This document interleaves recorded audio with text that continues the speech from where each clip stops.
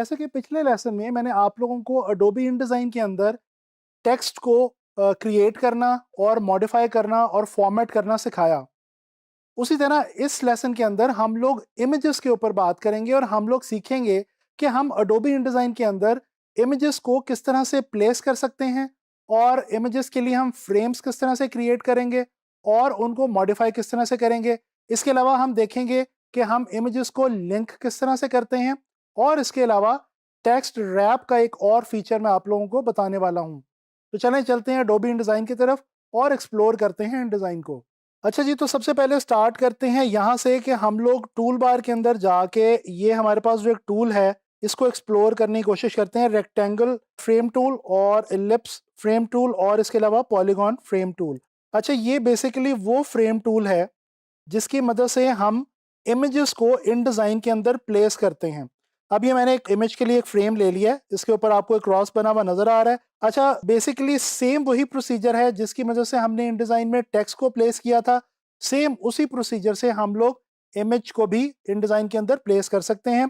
File में जाके अगर आप प्लेस के बटन को क्लिक करें तो इस तरह से भी, और कंट्रोल D को प्रेस करके भी, यहाँ पे मेरे पास एक ही इमेज पड़ा हुआ है। इस इमेज को मैं ओपन करता हूँ और ये देखें, ये इमेज जो है ये मेरे पास यहाँ पे इस बॉक्स में आ गया।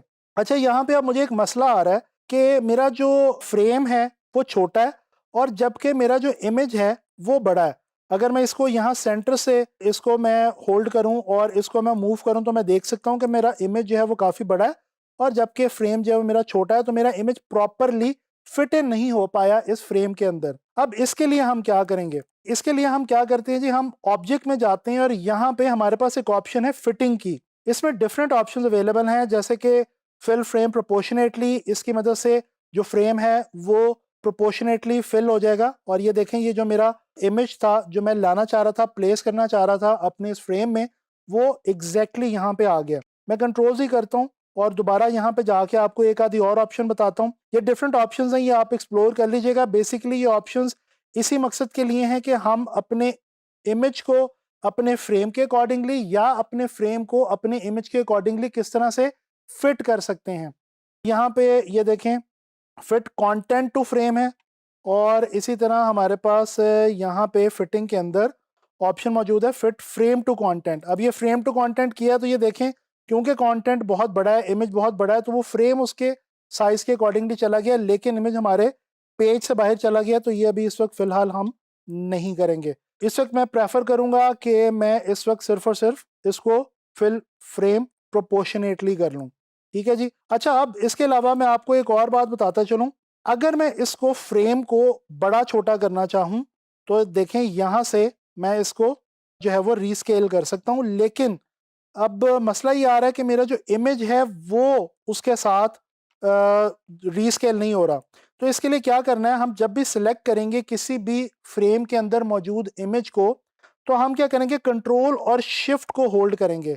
अगर हम कंट्रोल और शिफ्ट को होल्ड रखते हैं तो ये देखें, हमारा वो जो फ्रेम है और जो इमेज है दोनों आपस में बिल्कुल एक दूसरे के साथ कनेक्ट रहते हुए, बिल्कुल एक दूसरे के साथ ताल्लुक में रहते हुए ये जो हैं दोनों रीस्केल हो सकते हैं और बड़े छोटे हो सकते हैं। अच्छा, इसी तरह से हमारे पास यहाँ पे जिस तरह ये रेक्टेंगुलर फ्रेम है, इसी तरह से ये एलिप्टिकल फ्रेम है और पॉलीगोनल फ्रेम है। कंट्रोल डी आप लोगों को मैं बता चुका हूँ कि ये प्लेस की हमारे पास InDesign में शॉर्ट की है, और मैं यहाँ से आके ये इस एलिप्टिकल जो हमारा ये एक फ्रेम आया इसमें प्लेस करता हूँ। अगेन ऑब्जेक्ट में जाके मैं इसको प्रोपोर्शनेटली इसमें फिट कर लेता हूँ। तो इस तरह से जनाब अली हम लोग कोई भी जो इमेज है उसको फिट इन कर सकते हैं और उसको किसी भी इमेज को ला के प्लेस कर सकते हैं फ्रेम के अंदर, और फिर हम उनको फ्रेम को और इमेज को रीस्केल कर सकते हैं।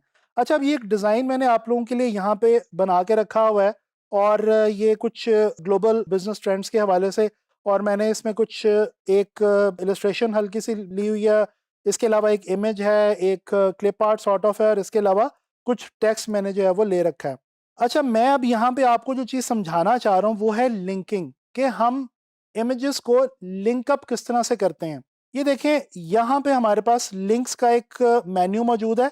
इसमें अगर हम जाएं तो देखें, मैं किसी भी अगर इस लिंक के ऊपर सिलेक्ट करता हूँ, यानी कि क्लिक करता हूँ, तो ये देखें नीचे पूरी डिटेल आ रही है उस लिंक की। अच्छा, बेसिकली ये देखें, ये जो टेक्स्ट है ये तो लिंक्ड अप नहीं है, यहाँ पे ये जो एक इमेज, एक इलस्ट्रेशन और एक क्लिप आर्ट, ये 3 जो मेरे आइटम्स हैं यहाँ पे इस डिज़ाइन में, ये मैंने एक्चुअली कहीं और से उठा के इस इन डिज़ाइन की फाइल में लिंक अप किए हैं। देखिए, मैं आपको ये समझाता चलूँ, इन डिज़ाइन की जो फाइल होती है ना, वो इस तरह से होती है कि ये कोई भी चीज़ अपने अंदर खुद से एम्बेड नहीं करता। इन डिज़ाइन जो है, ये क्या करता है कि ये फाइल्स को अपनी जगह पे पड़े रहना देता है और उनको लिंक अप कर लेता है, लिंक्ड कर लेता है अपने फाइल के अंदर, और उन लिंक्स की बेस पे वो जो इमेजेस या इलस्ट्रेशंस या क्लिप आर्ट या आइकॉन्स या वेक्टर्स जो भी चीज़ें होती हैं, वो इसकी लेआउट में मौजूद रहती हैं। तो अब ये देखें, यहाँ पे ये तीनों चीज़ें जो हैं, इनके लिंक्स मौजूद हैं और इनकी डिटेल्स मौजूद हैं। अच्छा, मैं करने क्या लगा हूँ, ये जो मेरे पास एक इमेज मौजूद है, मैं क्या करता हूँ कि मैं इसकी एक्चुअल डेस्टिनेशन पे जाके इस इमेज को डिलीट कर देता हूँ। अब देखिए, यहाँ पे मेरे पास एक क्वेश्चन मार्क बना हुआ आ गया, ठीक है जी, और ये कह रहा है जी मिसिंग लिंक, यानी कि लिंक मिस हो गया और अब ये हमसे उस लिंक को रीलिंक करने के लिए कह रहा है।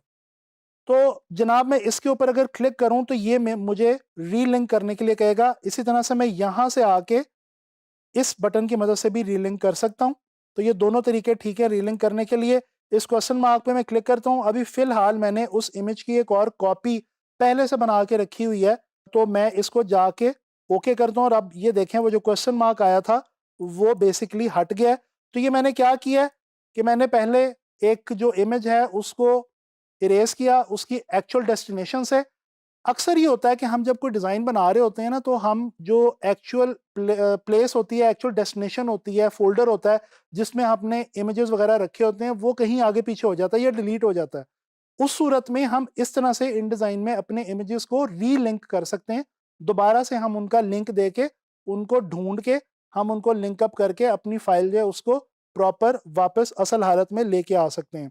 तो ये बेसिकली लिंक की हमारे पास एक ऑप्शन है। अच्छा, मैं यहाँ पे एक आपको टिप देता चलूँ कि हमेशा कोशिश करें कि अपने इमेजेस को या अपनी इलस्ट्रेशंस या जो भी चीज़ें आप बाहर से ला के इन डिज़ाइन में रख रहे हैं, उनको एम्बेड कर लें। एम्बेड करने का क्या तरीका है? राइट क्लिक करें यहाँ पे, इसको मैंने सेलेक्ट किया हुआ है इस लिंक को, ये जो मेरा इलस्ट्रेशन है। यहाँ पे ऑप्शन है जी एम्बेड लिंक। ये देखें, जैसे ही मैं एम्बेड लिंक करता हूँ, तो ये जो चेन का एक साइन यहाँ पे बना हुआ है, ये ख़त्म हो जाता है। इसका मतलब है कि अब इस मेरी इलस्ट्रेशन को लिंक की ज़रूरत नहीं है और ये अब एम्बेड हो चुकी है मेरे इस फाइल के अंदर। तो अब लिहाजा इसको मैं मुझे कोई टेंशन नहीं रहेगी कि अगर ये जहाँ पे मौजूद है वहाँ से अगर डिलीट भी हो जाती है, तो मेरी फ़ाइल डिस्टर्ब नहीं होने वाली इन डिज़ाइन में, और बिल्कुल ये एम्बेड हो चुकी है मेरी फ़ाइल के अंदर। तो आप भी जब भी कोई इलस्ट्रेशन या इमेज वगैरह यूज़ करें, उसको एम्बेड कर लें इन डिज़ाइन में। अच्छा जी, इसी तरह से एक और छोटी-सी जो चीज़ हमारे पास अवेलेबल है यहाँ पे, वो ये है कि मैं ये जहाँ पे मैंने इलस्ट्रेशन रखी हुई है, इसके ऊपर जाता हूँ और यहाँ पे फॉर एग्ज़ाम्पल ये टाई का कलर जो है, ये मैं यहाँ से चेंज कर देता हूँ और कंट्रोल एस करता हूँ। अब देखिएगा, जैसे ही मैं सेव करूँगा, थोड़ी देर में ये जो मैंने जो एक्चुअल डेस्टिनेशन में जहाँ पे मैंने कलर जो है वो चेंज किया इलस्ट्रेटर में, तो यहाँ पे हमारी जो लिंक्ड अप फाइल है, इसके अंदर भी हमारा ये जो टाई का कलर है ये चेंज हो जाना चाहिए। अच्छा, इस वक्त आई थिंक ये इसलिए चेंज नहीं हो रहा क्योंकि मैं इसको एम्बेड कर चुका हूँ, तो मैं इसको अनएम्बेड करता हूँ। दोबारा मैं इसको लिंक अप करता हूँ उसी फाइल के साथ। ठीक है जी, इसको मैं रीलिंक कर लेता हूँ अपनी पुरानी फाइल के साथ जो मेरे पास यहाँ पे मौजूद है। ये अब ये दोबारा रीलिंक हो चुकी है। अब ये मैं यहाँ से आके कोई भी चीज़ अगर चेंज करता हूँ, फॉर एग्ज़ाम्पल मैं ये टाई का कलर ले लेता हूँ और इसको मैं चेंज करता हूँ, ब्लू कलर दे देता हूँ मैं, और इसको मैं सेव करता हूँ। ये देखें, जैसे ही मैंने उसको रीलिंक प्रॉपरली किया है, तो फ़ौरन जो मेरी टाई है उसका कलर, यहाँ पे करैक्टर की टाई का कलर चेंज हो गया। तो अब इससे पता चला कि मैं एक्चुअल फ़ाइल में जाके जो भी चेंज करूँगा, अगर तो वो फ़ाइल लिंक्ड अप है, ये वाला साइन लिंक का नज़र आना चाहिए, एम्बेडेड नहीं होना चाहिए। वो जो हमारा इलस्ट्रेशन है वो एम्बेडेड नहीं होनी चाहिए, वो लिंक्ड अप होनी चाहिए। अगर वो लिंक्ड अप है अपनी ओरिजिनल डेस्टिनेशन फ़ाइल से, तो जो चेंज हम वहाँ पे करेंगे, वो चेंज ऑटोमेटिकली यहाँ पे खुद ब खुद ही ये रजिस्टर हो जाएगी, इनडिज़ाइन उसको पिक कर लेगा। अच्छा, ये सारा कुछ मैंने आपको बताया प्लेसिंग इमेजेस के हवाले से और लिंकिंग के हवाले से। अब एक आखिरी छोटी सी टिप मैं आपको देना चाह रहा हूँ टेक्स्ट रैप के हवाले से। ये हमारे पास एक ऑप्शन अवेलेबल है टेक्स्ट रैप की, जो कि आपको विंडो के अंदर यहाँ पे अवेलेबल होती है और इसकी शॉर्ट की है Ctrl+Alt+W। अच्छा, अब ये देखें मैंने यहाँ पे रखा हुआ है एक फुटबॉल का इमेज, और इसके अलावा यहाँ पे ये मेरे पास बैकग्राउंड पे एक पैराग्राफ मौजूद है जी टेक्स्ट के हवाले से। अच्छा, मैं क्या करता हूँ, मैं इन दोनों को सिलेक्ट करता हूँ इस तरह से ड्रैग करके, और मैं इनको जनाब अली रैप करता हूँ। ये मेरे पास कुछ ऑप्शंस अवेलेबल हैं टेक्स्ट रैप की, इनको ज़रा देख लेते हैं। पहली ऑप्शन है नो टेक्स्ट रैप, यानी कि टेक्स्ट रैप नहीं होगा। दूसरी ऑप्शन है रैप अराउंड बाउंडिंग बॉक्स, यानी कि ये जो बॉक्स है, जो कि बाउंड्री वाला बॉक्स है इस इमेज का, उसके इर्द गिर्द टेक्स्ट जो है वो रैप हो जाएगा। अच्छा, इसके बाद रैप अराउंड ऑब्जेक्ट शेप, यानी कि जो ऑब्जेक्ट की एक्चुअल शेप है, जिस समय ये जो फुटबॉल की शेप है, इसके इर्द गिर्द जो टेक्स्ट है वो रैप हो जाएगा। जिस तरह से अगर मैं ये इस शेप पे आके क्लिक करूं, और यहाँ पे ये नीचे एक और मेरे पास ऑप्शन है ऑफसेट की, अगर इसको मैं बढ़ा के आपको दिखाऊं तो ये देखें, आप लोग देख सकते हैं कि ये स्पेस क्रिएट हो गई है। मेरा जो टेक्स्ट है उसकी रैपिंग जो है, टेक्स्ट और इमेज के दरमियान थोड़ी सी स्पेस क्रिएट हो गई है, और ये बड़ा खूबसूरत इफेक्ट लग रहा है। और ये इससे मिलती जुलती चीज़ हम लोगों ने, आपको याद हो तो अडोबी इलस्ट्रेटर में भी टेक्स्ट रैप के अंदर देखी थी, तो ये तकरीबन कुछ उसी किस्म की चीज़ है। इसी तरह से हमारे पास यहाँ पे जंप ऑब्जेक्ट की एक ऑप्शन है। इसमें क्या होगा कि टेक्स्ट जो है वो उस ऑब्जेक्ट की स्पेस को छोड़ के जंप करके आगे चला जाएगा, और इसी तरह से jump to next column, text जो है वो नेक्स्ट कॉलम के अंदर चला जाएगा। तो ये हमारे पास कुछ टेक्स्ट रैप के हवाले से बड़ी इंटरेस्टिंग सी ऑप्शन थी इन डिज़ाइन के अंदर, जो कि मैंने आप लोगों को बताई जी। तो इस लेसन में हम लोगों ने सीखा कि हम लोग इमेजेस को किस तरह से लिंक अप कर सकते हैं, किस तरह से हम इमेजेस के लिए फ्रेम्स क्रिएट करते हैं, उनको हम रीस्केल किस तरह से कर सकते हैं, और हमने इमेजेस को किस तरह से एडिट करना होता है और किस तरह से हम उनको प्लेस करते हैं। ये सारा कुछ हमने देखा। इसके अलावा हमने टेक्स्ट को रैप करना भी सीखा इन डिज़ाइन में। मैं उम्मीद करता हूँ कि आपके लिए ये चीज़ बहुत हेल्पफुल साबित होगी। आप लोगों ने इसकी ज़्यादा से ज़्यादा प्रैक्टिस करनी है। नेक्स्ट लेसन में इन डिज़ाइन के हवाले से कोई नई चीज़ डिस्कस करेंगे।